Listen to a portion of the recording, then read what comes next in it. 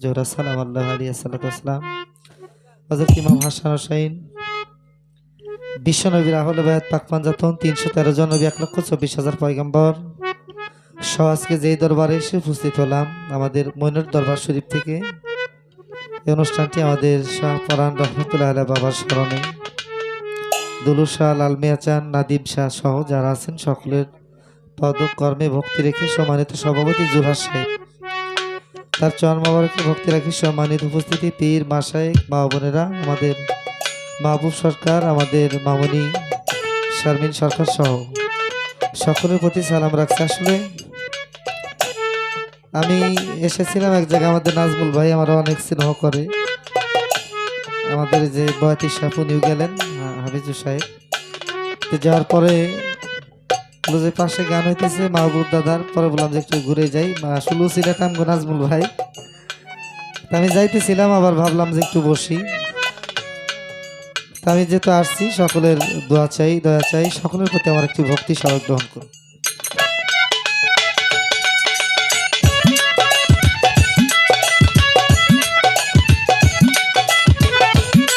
আসছি যেহেতু একটি বা দুটি গান গাওয়ার সুযোগ করে দিয়েছেন আমাদের মাহবুব সরকার সাহেব, আমাদের অনেক সিনিয়র, উনি কিন্তু সব কিছু দেয়, আপনারা ভাইবেন না যে উনি কিছু দেখে না, উনি সব দেখেন। আমি এসব বলি নাই, তারপরে বলতেছে আবু তালেব কেমন আছো, দেখেন আমি হইলাম কানা, উনি হইলি জানা, মানে আমি চোখ থাকেও দেই না, উনি না থাকে সবকিছু দেখে, তাইলে আমি কানা উনি জানা সবকিছু।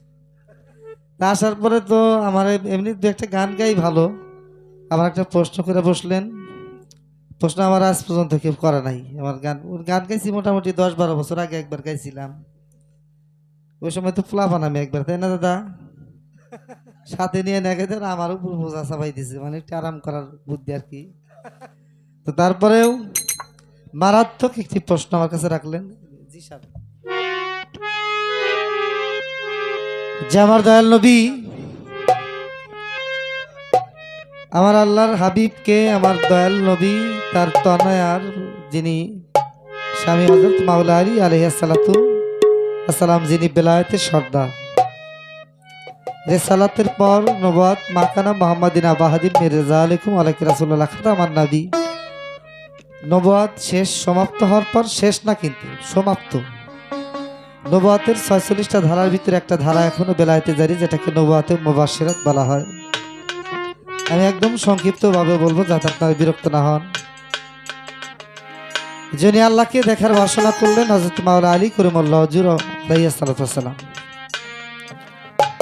আমার আল্লাহ জিবরাইলের মাধ্যমে পাঠাইলেন যে আমার হাবিবকে বলতে বলেন যে কোন একটা নির্দিষ্ট সময় তাকে সেটা দেখানো হবে, কবে কোন সময় কিভাবে দেখেছিলেন, এবং আমাদের নফসকে চিনলেই যদি আমরা খোদাকে চিনি, তাহলে আমাদের দেহের ভিতরে তো আল্লাহ আছে, দেহের ভিতরে থাকার পরেও তিনি এটা কোন রূপে দেখেছিলেন আর ওইটা কোন রূপে দেখেছিলেন। আমি একটি গান তুলে ধরি, তারপর দেখি কি করা যায়। এশকেতে নাহি পাবি মান, এশকেতে ভাষায় ভাষায় ভাষায় নাহি পাবি গুরু প্রেম রসে থাকলে ডুবি। আমার দয়াল নবী 632 খ্রিস্টাব্দ 18 জিলহজ 21 মার্চ ঘুমে গাদির বাইরে গাদিরে বললেন যে আমাকে তোমরা মাওলা মানো, মানি, আমরা কি তোমার জানের চাইতে প্রিয় প্রিয়, আমি তোমাদের কাছে কি রেসালাত পরিপূর্ণভাবে পৌঁছাইতে পারছি?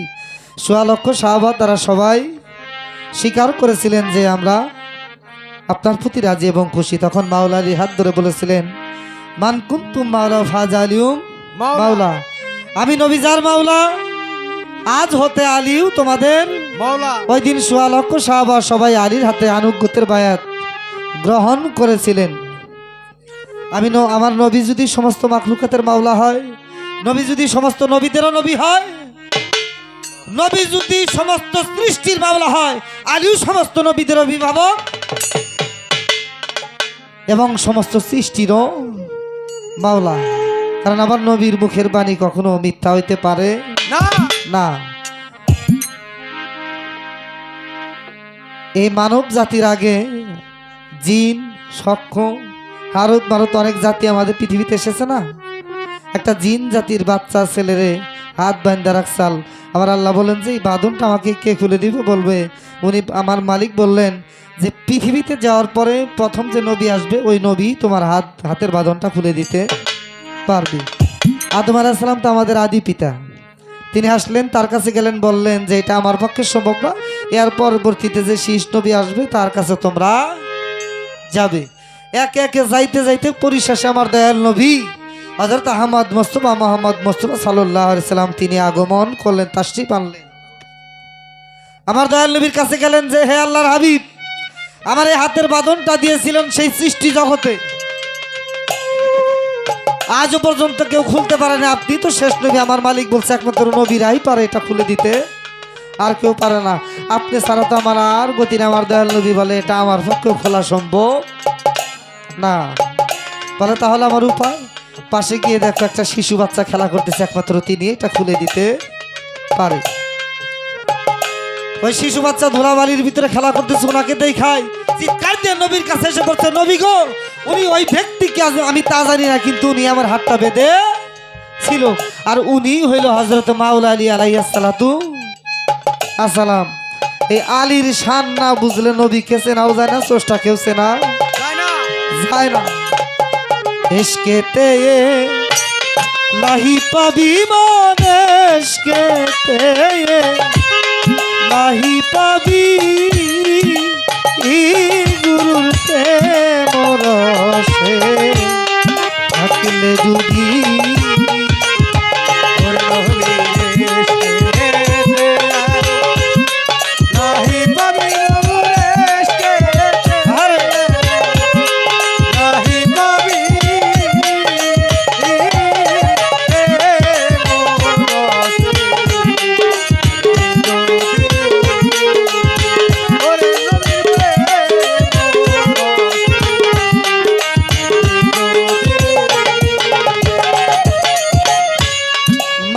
জিদি আছে দেহবাক্স সঙ্গে দিছা কালা চাবি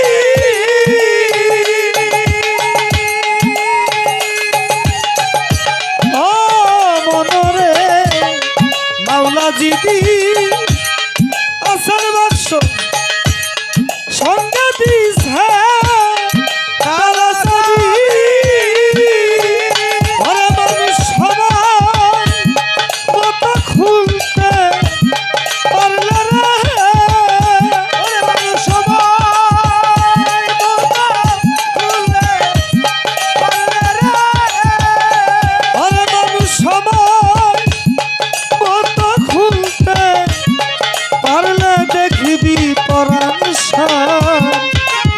ছবি তোরা দেখবি মাওলা, মোহন ছবি গুরুকে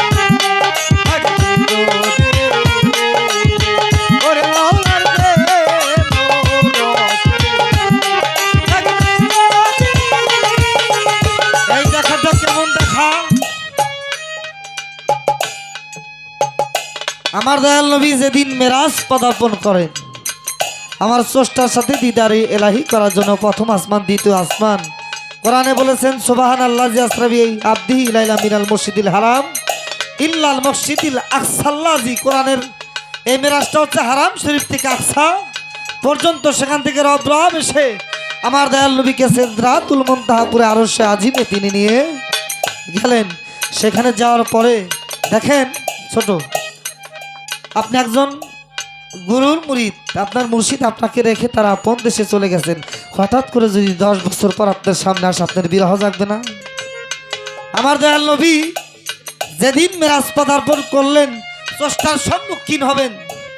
সূরা নজমের ভিতরে বলছে 2 জনকের ব্যবধানের ভিতরে তাদের মেরাজ হয়েছে। আমার আল্লাহ বলছে নিশ্চয় আমার হাবিব আমাকে আর একবার দেখলেন। তার মানে মেরাজে যাওয়ার আগেও আমার দয়াল নবী আমার আল্লাহকে দেখেছেন। এমন সময় তার ভিতরে একটা আনমনা ভাব, তিনি ঘেমে যাচ্ছেন, পেরেশান হয়ে যাচ্ছেন। আমার স্বয়ং স্রষ্টা ওই দিন হযরত আলী আলাইহিস সালামের কণ্ঠে সেদিন আমার দয়াল নবীর সাথে কথা বলেছিলেন। আমি তো আর গভীরে গেলে কেমন দেখা যায়, বিষয়টা থাকে না কিছু আসতে। আমার দয়াল নবীর আল্লাহ বলেছেন ফাসকুরুলি আসকুরুকুম ওয়াশকুরুলি আলা তাকফুরুন। বান্দা এক পা আমার দিকে আইগাইলে, আমাকে একবার ডাকলে আমি আল্লাহ 10 বার স্মরণ করি, আমিও তাকে স্মরণ করি। বান্দা আমার দিকে অগ্রসর হইলে আমি তার দিকে 10 পা অগ্রসর হই। তাহলে আমার দয়াল নবী তো তিনি তো মহান, তিনি 1 পা অগ্রসর হইলে প্রথম আসমানে উঠলে আল্লাহর তো 0 আসমানে নাই আসার কথা। কিন্তু হাকিকতে কি? সেখানে গেলেন আমার আল্লাহ সেদিন আলীর কণ্ঠে আমার দয়াল নবীর সাথে কথোপকথন করেছিলেন। আমার দয়াল নবীর বোরাক লাগে, রব লাগে, কিন্তু আলীকে তো দাওয়াত করা হয় না। হযরত আলী সেখানে কেমনে পৌঁছাইল? আসলে আলীর গুপ্ত ভেদ জানলেই বোঝা যায়। ওই দিন আমার বাবাজির সাথে আমার দেখা হইলো, চোখে চোখে রাখলে আমার মতো আরো চোখে 2 জন দেখা যায় না? সেই চোখের ভিতরে হযরত আলী সেই দিন স্রষ্টার রূপ। এই যে আমার মুসা নবী বারবার বললেন যে আপনার মেরাজ হয় না, আবার যান, আপনার উম্মতরা পারবো না। আসলে বিষয়টা হলো মুসা নবীকেও বলেছিলেন মেরাজের রজনীতে আমি আল্লাহ তোমাকে দেখাবো। 5 বার ঘুরে আসার পরে আমার দয়াল নবীর চোখের ভিতরে স্রষ্টার রূপ তিনি দর্শন করেছিলেন। হযরত আলী আমার নবীর রূপের মাঝে, কারণ আমার দয়াল নবী বলছে আমাকে দেখলে আর হককে দেখার বাকি থাকে না না, কারণ ছায়া আর কায়া 2 জনে 1 জন। কায়ার প্রেম ছায়ার শোনে ও দরদি, আমি পাগল আমার বন্ধুর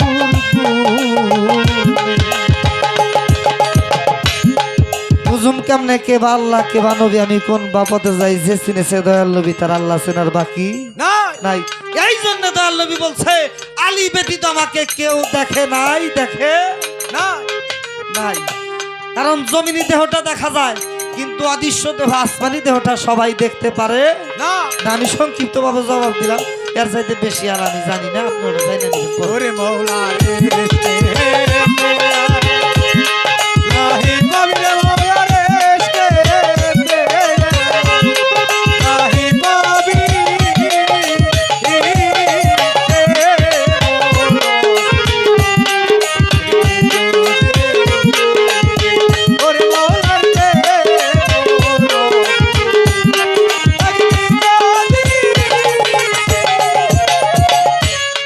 হালিম বলে ওই নামের বলে দূরের বস্তু সামনে আনবি,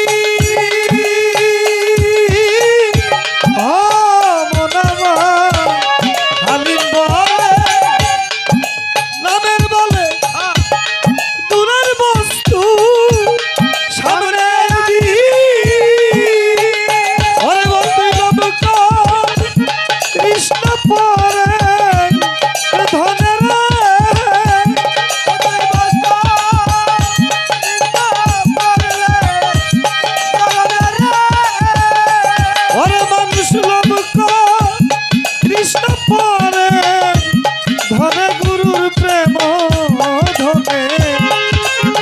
ধনী মুর্শিদের প্রেম ধনে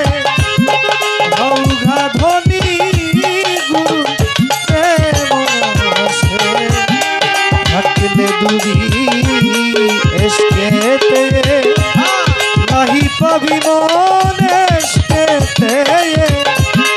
নাহি পাবি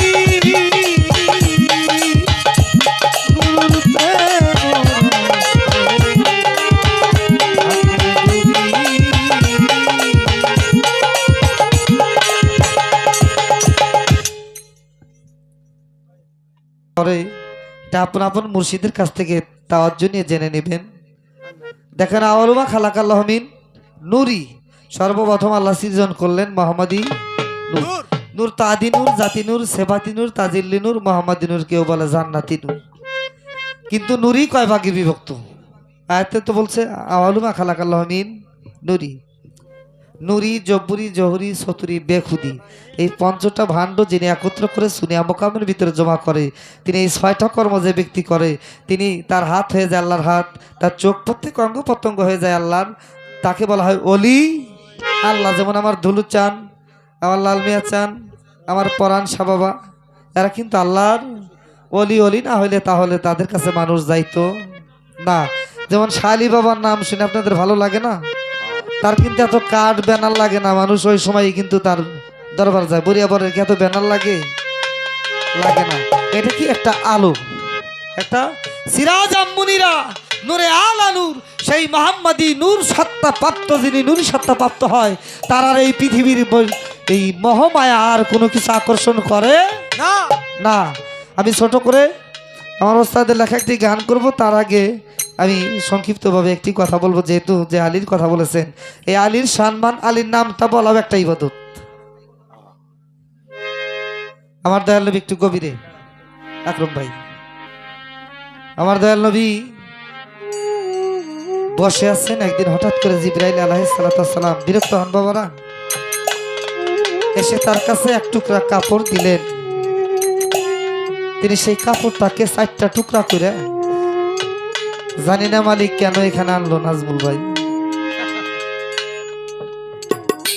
4টা টুকরা করে এক টুকরা নিজের কাছে রাখলেন গভীরে, এক টুকরা হযরত মাওলা আলীকে দিলেন, এক টুকরা ইমাম হাসানকে দিলেন, এক টুকরা মা ফাতেমাকে দিলেন। মা ফাতেমা তো জোহরা সালাম আল্লাহু আলাইহি সাল্লাতু সালাম, তিনি জিজ্ঞেস করলেন, আব্বা জান এটা কিসের কাপড়? আমার দয়াল নবী বললেন, এটা জান্নাত থেকে, আরশ থেকে আমার মাওলা পাঠিয়েছেন। আমরা যেদিন এই পৃথিবী থেকে চলে যাব, এই কাপড়টা দিয়ে আমাকে শেষ কার্য করানো হবে, একটা জান্নাতি কাপড়। মা ফাতেমা কেন্দ্রে দিয়ে বললেন, আব্বা জান আপনি রাখলেন, হযরত আলীকে দিলেন, আমাকে দিলেন, ইমাম হাসানকে দিলেন, ইমাম হোসাইনকে এক টুকরা কাপড় পায় না? সেই কারবালার প্রান্তরে দেখেন কি নির্মম ঘটনা। আমার দয়াল নবী 2 চোখের পানি ফেলে বললেন, যার কবর হয় তার তো কাপড়ের প্রয়োজন, যার জানাজা হবে। আমার হোসাইনকে কারবালার প্রান্তরে 10ই মুহররম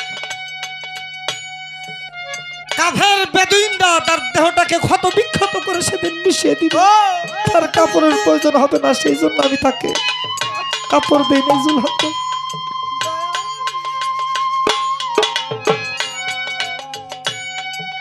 ইমাম হোসাইন দাঁড়িয়ে দাঁড়িয়ে কথাগুলো শুনতেছে। আমার দয়াল নবীর কাঁধে যায় এমনি করে জড়া ধরছে, নানা যান ওই দিনকে আমার পাশে কেউ থাকবে না? বলে থাকবো, একদল আহলে বাইতের পাগল আশাক ব্যক্তি, তাদের সাথে থাকবে না তোমার রক্তের সম্পর্ক, তারা তোমার জন্য ওই দিন চোখের জল ফেলবে।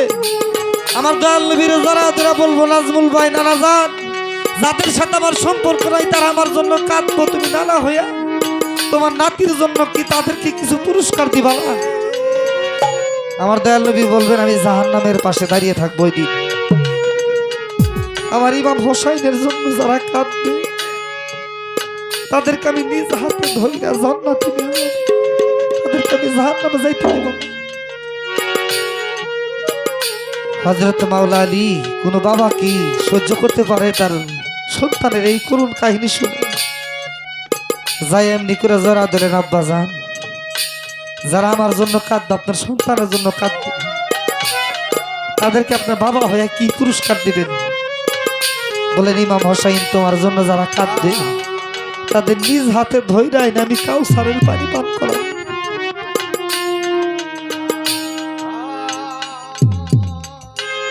মা ফাতেমার কাছে অগ্রসর হয়ে গেলেন, মাকে জড়ায় ধরে বললেন, মা, মাই কি সহ্য করতে পারে সন্তানের এইভাবে মৃত্যু হবে, মরণ হবে? জড়ায় ধরে বলে, বাজান। মা ফাতেমাকে বলে, ইমাম হোসাইন, মাগো, তোমার সন্তানকে সেদিন ক্ষত বিক্ষত করবে, যারা হাই হোসেন করে কাঁদবে। তুমি মা হইয়া তাদের কি কি করবে বলো? ওই সমস্ত নারীদেরকে আমি নিজ হাতে ধরে নিয়ে জান্নাতে আমি পৌঁছাই দেব। পরিশেষে ইমাম হোসাইন ইমাম হাসানের দিকে যাইতেছে, ভাইয়ের গলা জড়াইয়া দইরা বলতেছে, বিনায়া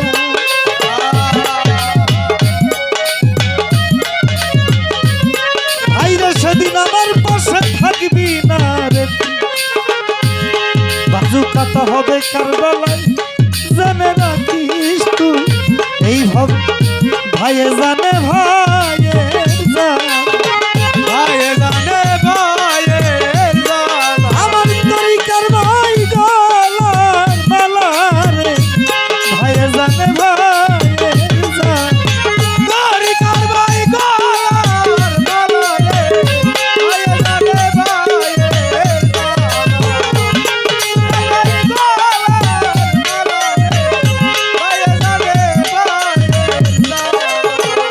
ভাই হারাইয়া ভাইয়ে কান্দে দেখো পথের দ্বারে বই, এক টুকরো সম্পদের লাগি মাথায় বাড়ি দিতেছে ভাই হইয়া ভাইয়ের যাই। তরিকার ভাই আছো যারা, তোমরাই তো আমার নিদান কালের সাথী, বুকে বুক মিশাইলে পরে পাই যায় একটু শান্তি। মুর্শিদ হারা পাগল যার, মুর্শিদ হারা পাগল যার, আখি দুটি জ্বলে ভরা বাজে, মুর্শিদ হারা কাঙাল যার, আখি দুটি জ্বলে ভরা রে, মুর্শিদ হারা পাগল যার, আখি দুটি জ্বলে ভরা রে, মুর্শিদ হারা পাগল যার। ইমাম হোসাইনের কাছে গিয়া যায়, ইমাম হাসান যার যার করে চোখের পানি ফেলতেছে, জড়ায় ধরে বলে, ভাই, তোর ভাইকে তো কারবালায় হত্যা করবি, তোর ভাইয়ের জন্য যারা কাঁদবে তাদের কি তুই কিছুই দিবি না? বলে, ভাই, তোমার জন্য যারা কাঁদবে আমি ওয়াদা করলাম কাল হাসরের দিন আমি তাদের নিজ হাতে ধরে এনে আরশের ছায়া তলে জায়গা করে দিব। তাই এখানে যারা আছেন, কেউ ভাই হারা, কেউ মা হারা, কেউ বন্ধু হারা, কেউ হারিয়েছে মুর্শিদ, তাই যার মনের মানুষ চলে যায় তিনি বোঝে কেমন যন্ত্রণা। তাই সেখান থেকে আমার মাহবুব সরকারের প্রিয় একটি গান আমি তুলে, ওরে আমার মনের মানুষ সইলা রে, জুলহাস বাজান আমি কেন রে বেঁচে গেছি,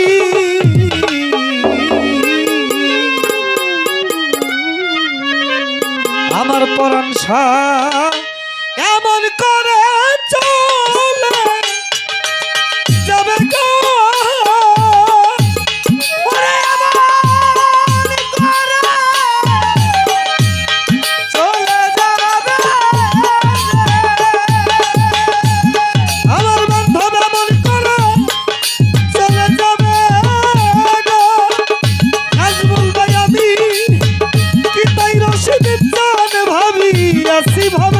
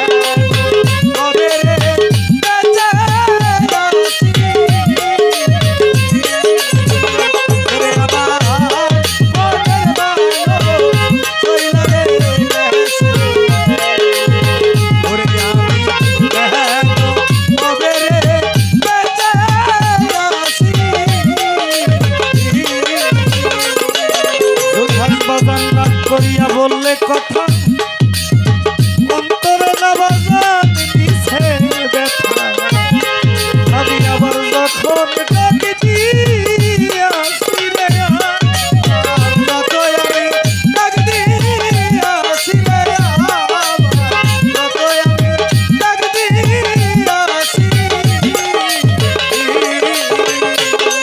মাহবুব সরকার রাগ করিয়া বললে কথা অনেকে রাগ কইরা মা বাবার সাথে কথা কয় না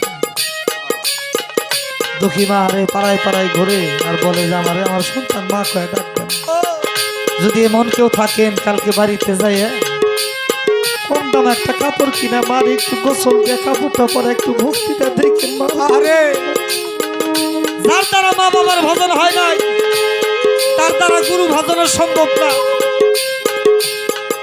গুরু ধরলেই বোঝা যায় মা বাবা কেমন ধন রাগ করিয়া আলামিন বললে আমার বাবা মায় অন্তরে না মুর্শিদ নিছে ব্যথা আবার যখন ডাকি দিয়াছি পরাণ সায়ন বুকে